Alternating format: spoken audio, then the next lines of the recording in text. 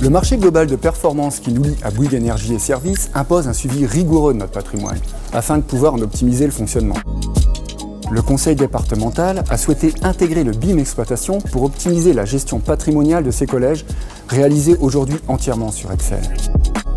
La mise en place d'une démarche BIM Exploitation sur notre projet devait s'effectuer de manière pragmatique. Nous sommes partis du besoin exprimé par notre client pour construire une première étape basée sur l'élaboration de maquettes simplifiées. Notre but était de rendre graphiques les données de gestion patrimoniale que nous échangeons avec notre client, sa classification, les dates prévisionnelles de travaux et les durées de vie. Il a été important de cadrer, tester et valider avec le client notre méthode sur 4 premiers collèges. Donc cette méthode s'est articulée en 3 grandes parties. Une première partie de numérisation par un bureau externe de la partie architecturale.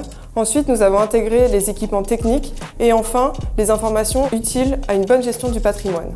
Le projet a duré environ 1 an et demi et à la fin de celui-ci, nous avons mis à disposition une plateforme collaborative dédiée où le client a accès à l'information pour une bonne gestion de son patrimoine. Les maquettes des 15 collèges existent maintenant. Ils contiennent les informations des travaux de renouvellement et d'entretien réalisés et prévus.